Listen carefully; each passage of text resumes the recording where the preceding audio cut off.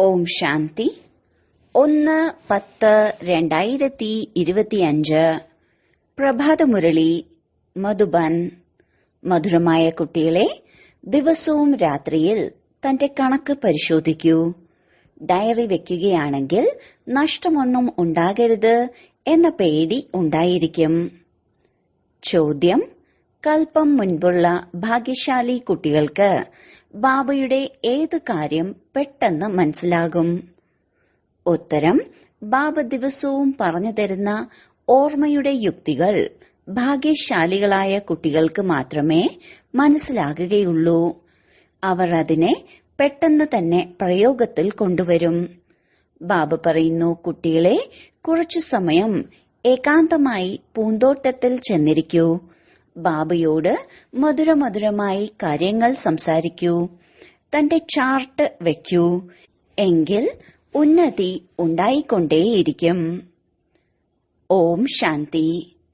പട്ടാളക്കാർക്ക് ആദ്യമാദ്യം അറിയിപ്പ് കൊടുക്കാറുണ്ട്, അറ്റൻഷൻ പ്ലീസ്.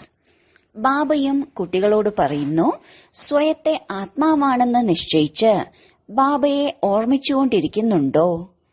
കുട്ടികൾക്ക് മനസ്സിലാക്കി തന്നിട്ടുണ്ട്, ഈ ജ്ഞാനം ബാബ ഈ സമയത്ത് തന്നെയാണ് നൽകുന്നത്. ബാബ തന്നെയാണ് പഠിപ്പിക്കുന്നത്. ഭഗവാന്റെ വാക്കുകളാണല്ലോ. മുഖ്യമായ കാര്യമുള്ളത് തന്നെ ഭഗവാൻ ആരാണ് പഠിപ്പിക്കുന്നത് എന്നതാണ്. ഈ കാര്യം ആദ്യം മനസ്സിലാക്കേണ്ടതും നിശ്ചയം ഉറപ്പിക്കേണ്ടതുമുള്ളതാണ്. പിന്നീട് അതീന്ദ്രിയ സുഖത്തിലും കഴിയണം. ആത്മാവിന് ഒരുപാട് സന്തോഷമുണ്ടാകണം. നമുക്ക് പരിധിയില്ലാത്ത ബാബയെ ലഭിച്ചിരിക്കുകയാണ്. ബാബ ഒരു തവണ മാത്രമാണ് സമ്പത്ത് നൽകാൻ വേണ്ടി വരുന്നത്. ഏത് സമ്പത്ത്? വിശ്വത്തിന്റെ ചക്രവർത്തി പദവിയുടെ സമ്പത്താണ് നൽകുന്നത്. 5000 വർഷം മുൻപത്തെ പോലെ. ഇത് ഉറച്ച നിശ്ചയമുണ്ട്. ബാബ വന്നിരിക്കുകയാണ്. വീണ്ടും സഹജ രാജയോഗം പഠിപ്പിക്കേണ്ടി വരികയാണ്. മക്കളെ ആരും പഠിപ്പിക്കേണ്ടതില്ല. സ്വയം തന്നെ വായിലൂടെ അമ്മ, അച്ഛൻ എന്ന് വന്നുകൊണ്ടിരിക്കും. എന്തുകൊണ്ടെന്നാൽ വാക്കുകളെല്ലാം കേൾക്കുന്നുണ്ടല്ലോ. ഇതാണ് ആത്മീയ അച്ഛൻ. ആത്മാവിന് ആന്തരികമായ ഗുപ്ത ലഹരി ഉണ്ടായിരിക്കും. ആത്മാവിന് തന്നെയാണ് പഠിക്കേണ്ടത്. പരംപിത പരമാത്മാവ് ജ്ഞാനസാഗരൻ തന്നെയാണ്. ബാബയാണെങ്കിൽ പഠിച്ചിട്ടൊന്നുമില്ല. ബാബയിൽ ജ്ഞാനമുണ്ട്. ഏതിന്റെ ജ്ഞാനം? ഇതും നിങ്ങൾ ആത്മാക്കൾ മനസ്സിലാക്കുന്നുണ്ട്. ബാബയിൽ മുഴുവൻ സൃഷ്ടിയുടെ ആദിമധ്യ അന്ത്യത്തിന്റെ ജ്ഞാനമുണ്ട്. എങ്ങനെയാണ് ഒരു ധർമ്മത്തിന്റെ സ്ഥാപനയും അനേക ധർമ്മത്തിന്റെ വിനാശവും ഉണ്ടാകുന്നത്? ഇതെല്ലാം അറിയാം. അതുകൊണ്ടാണ് ബാബയെ എല്ലാം അറിയുന്നവൻ എന്ന് പറയുന്നത്.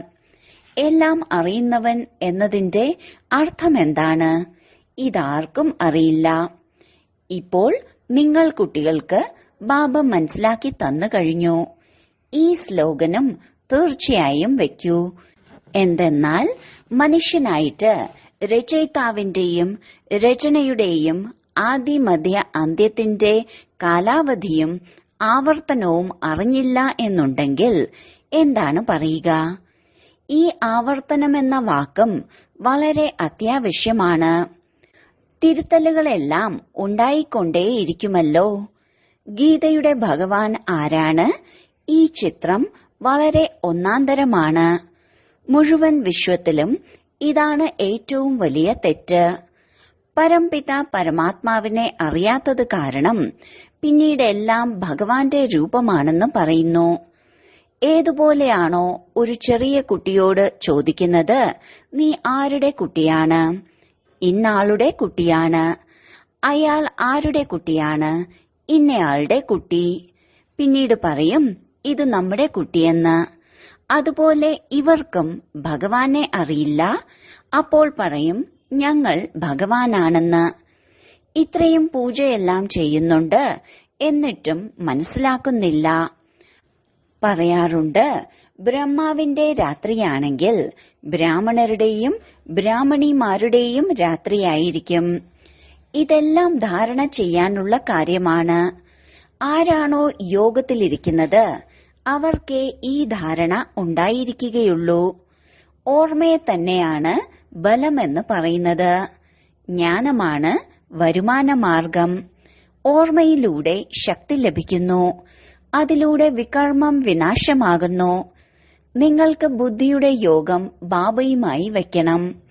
ഈ ജ്ഞാനം ബാബ ഇപ്പോൾ തന്നെയാണ് നൽകുന്നത്. പിന്നീട് ഒരിക്കലും ലഭിക്കുന്നേയില്ല. ബാബയ്ക്കല്ലാതെ മറ്റാർക്കും നൽകാൻ സാധിക്കില്ല. ബാക്കിയെല്ലാം ഭക്തിമാർഗത്തിലെ ശാസ്ത്രങ്ങളാണ്, കർമ്മകാണ്ഡത്തിലെ ക്രിയകളാണ്. അതിനെ ജ്ഞാനമെന്ന് പറയില്ല. ആത്മീയ ജ്ഞാനം ഒരു ബാബയിൽ മാത്രമേയുള്ളൂ. പിന്നീടത് ബ്രാഹ്മണർക്ക് മാത്രമേ നൽകുന്നുള്ളൂ. മറ്റാരിലും ആത്മീയ ജ്ഞാനം ഉണ്ടാകുന്നില്ല. ലോകത്തിൽ എത്ര ധർമ്മങ്ങളും മഠങ്ങളും ജാതികളുമാണ്, എത്ര അഭിപ്രായങ്ങളാണ്. കുട്ടികൾക്ക് മനസ്സിലാക്കി കൊടുക്കാൻ എത്ര പരിശ്രമിക്കേണ്ടി വരുന്നു. എത്ര കൊടുങ്കാറ്റാണ് വരുന്നത്. പാടുന്നുമുണ്ട്, എന്റെ തോണി അക്കരെ എത്തിക്കൂ. എല്ലാവരുടെ തോണിയും അക്കരെ എത്തില്ല.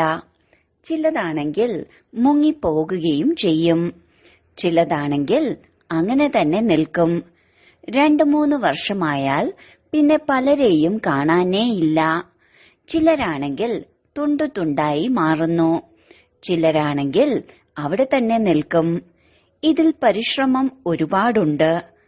കൃത്രിമ യോഗവും എത്രയാണ്. എത്ര യോഗ ആശ്രമങ്ങളാണ്. ആത്മീയ യോഗാശ്രമം ഒന്നുപോലുമില്ല. ബാബ തന്നെയാണ് വന്ന ആത്മാക്കൾക്ക് ആത്മീയ യോഗം പഠിപ്പിക്കുന്നത്. ബാബ പറയുന്നു, ഇതാണെങ്കിൽ വളരെ സഹജമായ യോഗമാണ്. ഇതുപോലെ എളുപ്പം വേറെ ഒന്നും തന്നെയില്ല. ആത്മാവ് തന്നെയാണ് ശരീരത്തിൽ വന്ന് പാർട്ട് അഭിനയിക്കുന്നത്. കൂടിയാൽ 84 ജന്മം. ബാക്കി പിന്നെ കുറഞ്ഞു കുറഞ്ഞു പോയിക്കൊണ്ടിരിക്കും. ഈ കാര്യങ്ങളും നിങ്ങൾ കുട്ടികളിൽ ചിലരുടെ ബുദ്ധിയിലുണ്ട്. ബുദ്ധിയിലാണെങ്കിൽ ധാരണ വളരെ ബുദ്ധിമുട്ടിയാണ് ഉണ്ടാകുന്നത്. ആദ്യത്തെ കാര്യം ബാബ മനസ്സിലാക്കി തരുന്നു. എവിടെ പോകുകയാണെങ്കിലും ആദ്യം ബാബയുടെ പരിചയം നൽകൂ. ബാബയുടെ പരിചയം എങ്ങനെ നൽകും? ഇതിനു വേണ്ടി യുക്തികൾ രചിക്കാറുണ്ട്. എപ്പോഴാണോ നിശ്ചയമുണ്ടാകുന്നത് അപ്പോൾ ബാബ സത്യമാണെന്ന് മനസ്സിലാക്കുന്നു. ബാബ തീർച്ചയായും സത്യമായ കാര്യങ്ങളായിരിക്കും പറഞ്ഞു തരിക. ഇതിൽ സംശയം ഉന്നയിക്കരുത്. ഓർമ്മയിൽ തന്നെയാണ് പരിശ്രമമുള്ളത്. ഇതിലാണ് മായ എതിരിടുന്നത്. ഇടയ്ക്കിടയ്ക്ക് ഓർമ്മ മറപ്പിക്കുന്നു. അതുകൊണ്ട് ബാബ പറയുന്നു, ചാർട്ട് എഴുതൂ. അപ്പോൾ ബാബയും നോക്കും ആര് എത്ര ഓർമ്മിക്കുന്നുണ്ട്. 25% പോലും ചാർട്ട് വെക്കുന്നില്ല. ചിലർ പറയും, ഞങ്ങളാണെങ്കിൽ മുഴുവൻ ദിവസം ഓർമ്മയിൽ ഇരിക്കുന്നുണ്ട്. ബാബ പറയുന്നു, ഇത് വളരെ ബുദ്ധിമുട്ടാണ്. അടികൊള്ളുന്ന ബന്ധനത്തിലുള്ളവരാരാണോ അവർ മുഴുവൻ രാത്രിയും പകലും ഓർമ്മയിൽ ഇരിക്കുന്നുണ്ടാകും. ശിവബാബ എപ്പോഴാണ് ഈ ബന്ധുക്കളുടെ അടുത്ത് നിന്ന് ഞങ്ങൾ മുക്തമാകുക? ആത്മാവാണ് വിളിക്കുന്നത്. ബാബ, ഞങ്ങൾ ബന്ധനത്തിൽ നിന്ന് എങ്ങനെയാണ് മുക്തമാകുന്നത്? അഥവാ ആരെങ്കിലും വളരെയധികം ഓർമ്മയിൽ ഇരിക്കുന്നുണ്ടെങ്കിൽ ബാബയ്ക്ക് ചാർട്ട് അയക്കണം. നിർദ്ദേശം ലഭിക്കുന്നുണ്ട്, ദിവസവും രാത്രി തന്റെ കണക്ക് പുസ്തകം തുറക്കൂ, ഡയറി വെക്കൂ. ഡയറി വെക്കുന്നതിലൂടെ പേടി ഉണ്ടായിരിക്കും. നമ്മൾക്ക് നഷ്ടമൊന്നും ഉണ്ടാകരുത്. ബാബ കാണുമ്പോൾ എന്തു പറയും? ഇത്രയും ഉയർന്ന സ്നേഹിയായ ബാബയെ ഇത്ര സമയമേ ഓർമ്മിക്കുന്നുള്ളൂ. ലൗകിക അച്ഛനെ, ഭാര്യയെ നിങ്ങൾ ഓർമ്മിക്കുന്നുണ്ട്. എന്നെ ഇത്രയും കുറച്ചുപോലും ഓർമ്മിക്കുന്നില്ല. ചാർട്ട് എഴുതൂ. അപ്പോൾ സ്വയം തന്നെ ലജ്ജ വരും. ഈ അവസ്ഥയിൽ എനിക്ക് പദവി പ്രാപ്തമാക്കാൻ സാധിക്കില്ല. അതുകൊണ്ടാണ് ബാബ ചാർട്ടിൽ ഊന്നൽ കൊടുക്കുന്നത്. ബാബയെയും 84 ജന്മങ്ങളുടെ ചക്രത്തെയും ഓർമ്മിക്കണം. എന്നാൽ പിന്നെ ചക്രവർത്തി രാജാവായി മാറും. തനിക്ക് സമാനമാക്കി മാറ്റുമ്പോഴല്ലേ പ്രജയുടെ മേൽ രാജ്യം ഭരിക്കാൻ സാധിക്കുകയുള്ളൂ. ഇത് നരനിൽ നിന്നും നാരായണനായി മാറാനുള്ള രാജയോഗമാണ്. ലക്ഷ്യം ഇതാണ്. ഏതുപോലെയാണോ ആത്മാവിനെ കാണാൻ സാധിക്കാത്തത്, മനസ്സിലാക്കാൻ സാധിക്കുന്നു. ഇവരിൽ ആത്മാവുണ്ട്, ഇത് മനസ്സിലാക്കാൻ സാധിക്കുന്നു. ലക്ഷ്മി നാരായണന്റെ രാജധാനി തീർച്ചയായും ഉണ്ടായിരിക്കും. ഇവരാണ് ഏറ്റവും കൂടുതൽ പരിശ്രമിച്ചത്. അതിനാലാണ് സ്കോളർഷിപ്പ് പ്രാപ്തമാക്കിയത്. ഇവർക്ക് പ്രജകളും തീർച്ചയായും ധാരാളം ഉണ്ടായിരിക്കും. ഉയർന്നതിലും വെച്ച് ഉയർന്ന പദവിയാണ് പ്രാപ്തമാക്കിയത്. തീർച്ചയായും ഒരുപാട് യോഗം ചെയ്തിട്ടുണ്ട്. അപ്പോഴാണ് പദവിയോടുകൂടി പാസ്സായത്. എനിക്ക് യോഗം എന്തുകൊണ്ട് കിട്ടുന്നില്ല? ഇതിന്റെയും കാരണവും കണ്ടെത്തണം. ജോലി കാര്യങ്ങളുടെ തിരക്കിൽ ഒരുപാട് ബുദ്ധി പോകുന്നു. അതിൽ നിന്ന് സമയം കണ്ടെത്തി ഇതിലേക്ക് കൂടുതൽ ശ്രദ്ധ നൽകണം. കുറച്ചു സമയം കണ്ടെത്തി പൂന്തോട്ടത്തിൽ ചെന്ന് ഇരിക്കണം. സ്ത്രീകൾക്കാണെങ്കിൽ പോകാൻ സാധിക്കില്ല. അവർക്കാണെങ്കിൽ വീട് സംരക്ഷിക്കണം. പുരുഷന്മാർക്ക് സഹജമാണ്. കൽപ്പം മുൻപത്തെ ഭാഗ്യശാലി ആരാണോ അവർക്കേ ഇത് മനസ്സിലാകുകയുള്ളൂ. പഠിപ്പ് വളരെ നല്ലതാണ്. പിന്നെ ഓരോരുത്തരുടെയും ബുദ്ധി അവനവന്റേതാണ്. എങ്ങനെയാണെങ്കിലും ബാബയിൽ നിന്ന് സമ്പത്തെടുക്കണം. ബാബ എല്ലാ നിർദ്ദേശങ്ങളും നൽകുന്നുണ്ട്. ചെയ്യേണ്ടത് കുട്ടികൾ തന്നെയാണ്. ബാബ പൊതുവായിയാണ് നിർദ്ദേശങ്ങൾ നൽകുക. ഓരോരുത്തരും പ്രത്യേകം പ്രത്യേകമായി വന്ന് ചോദിച്ചാലും നിർദ്ദേശങ്ങൾ നൽകാൻ സാധിക്കും. തീർത്ഥസ്ഥാനത്ത് വലിയ വലിയ പർവ്വതങ്ങളിലേക്കെല്ലാം പോകാറുണ്ട്. അപ്പോൾ വഴികാട്ടികൾ ശ്രദ്ധിക്കാൻ പറയാറുണ്ട്. വളരെ ബുദ്ധിമുട്ടിയാണ് പോകുന്നത്.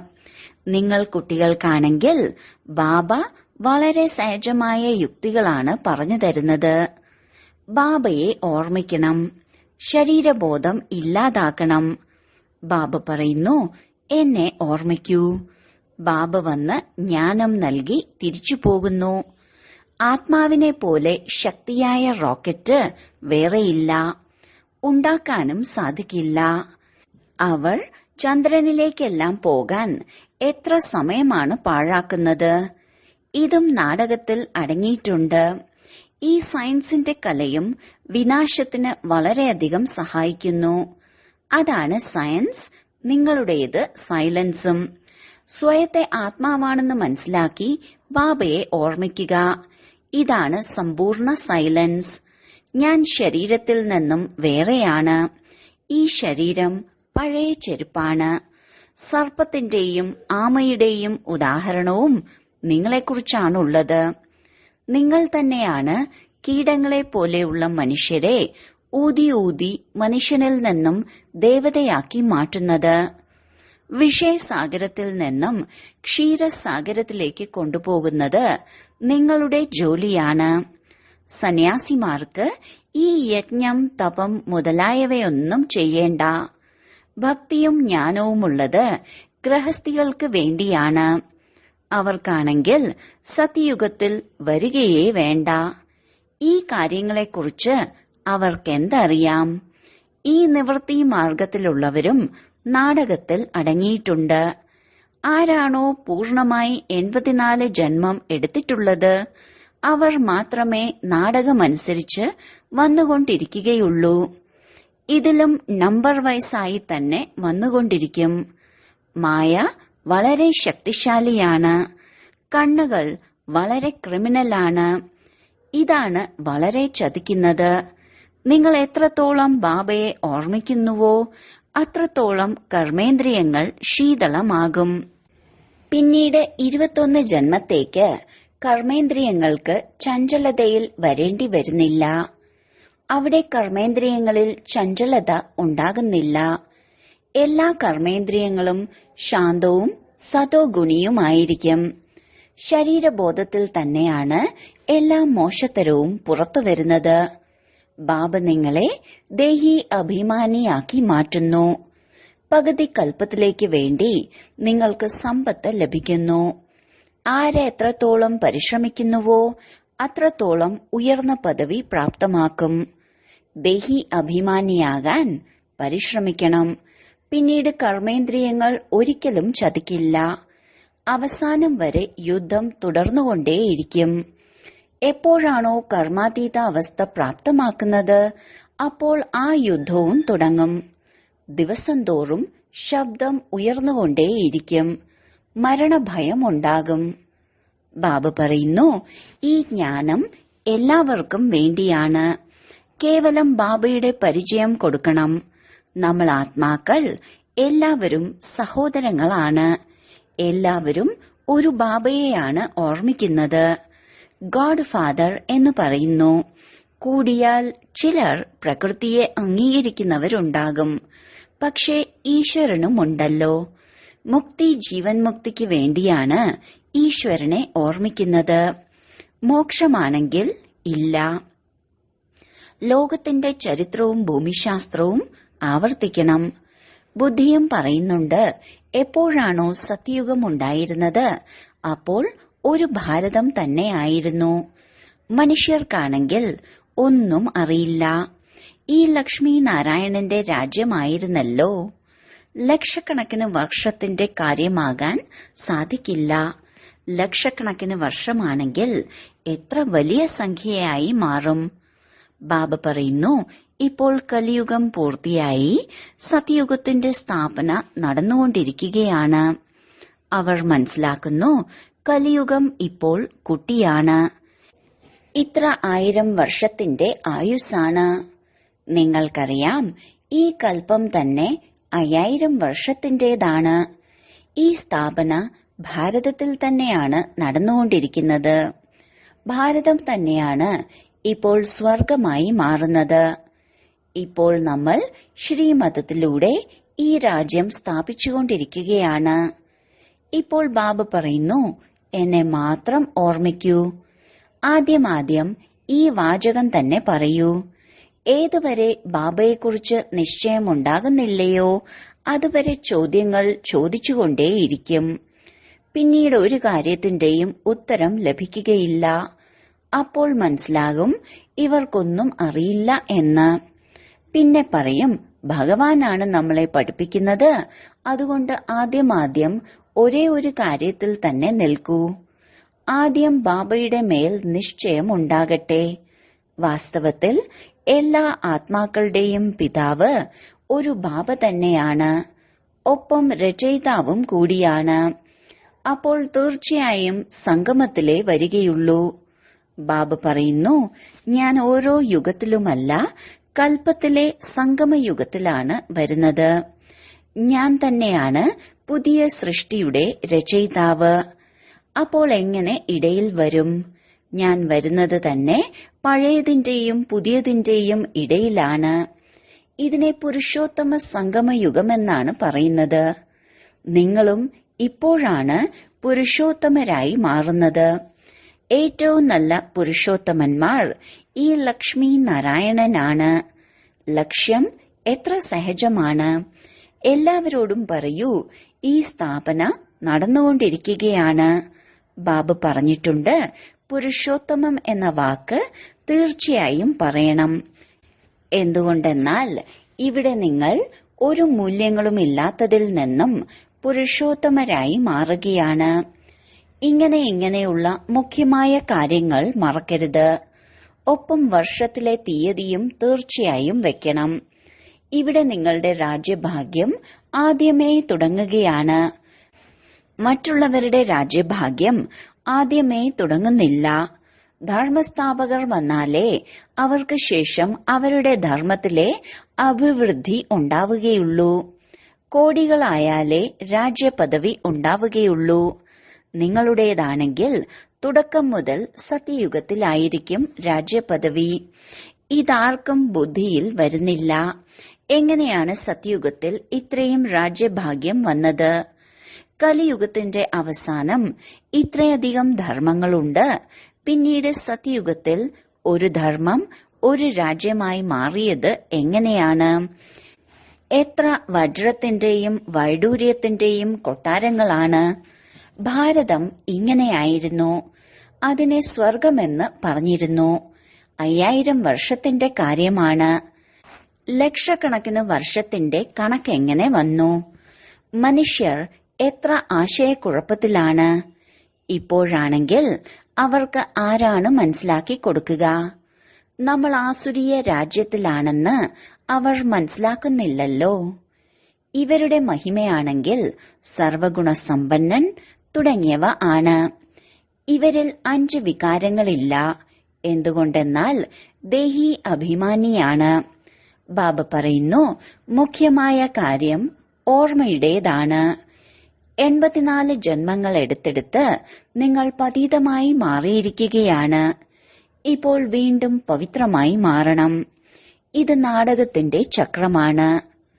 ശരി, വളരെ കാലത്തെ വേർപാടിന് ശേഷം തിരികെ കിട്ടിയ മധുരമധുരമായ സന്താനങ്ങൾക്ക് മാതാവും പിതാവുമായ ബാബ്ദാദയുടെ സ്നേഹസ്മരണകളും പുലർക്കാല വന്ദനവും. ആത്മീയ പിതാവിന്റെ ആത്മീയ കുട്ടികൾക്ക് നമസ്കാരം.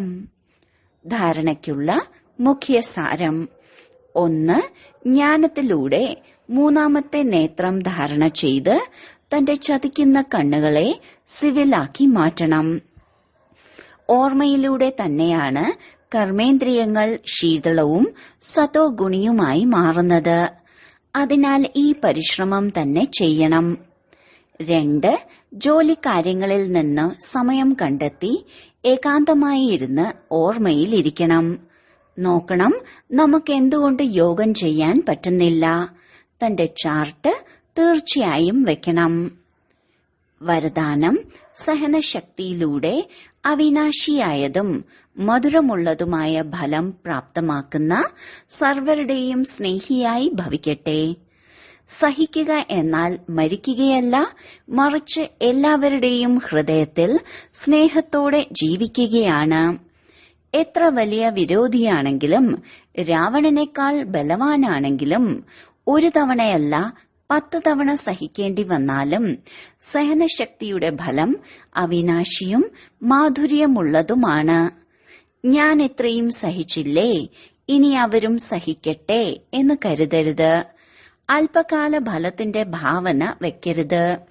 ദയാഭാവം ഉണ്ടായിരിക്കണം. അത് തന്നെയാണ് സേവന മനോഭാവം. സേവന മനോഭാവമുള്ളവർ സർവരുടെയും ദുർബലതകളെ ഉള്ളിൽ ഒതുക്കുന്നു.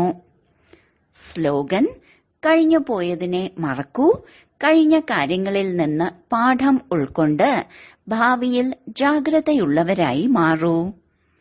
അവ്യക്ത സൂചന: സ്വയത്തിനും മറ്റുള്ളവർക്കും വേണ്ടി മനസ്സുകൊണ്ട് യോഗത്തിന്റെ ശക്തികളുടെ പ്രയോഗം ചെയ്യൂ.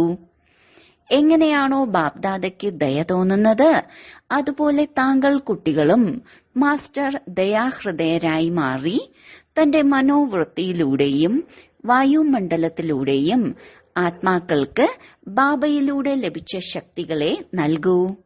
കുറച്ചു സമയത്തിനുള്ളിൽ തന്നെ വിശ്വസേവന കാര്യം സഫലമാകുകയും പഞ്ചതത്വങ്ങൾ ഉൾപ്പെടെ എല്ലാവരെയും പാവനമാക്കുകയും ചെയ്യണമെങ്കിൽ തീവ്രമായ മനസ്സാ സേവനം ചെയ്യൂ.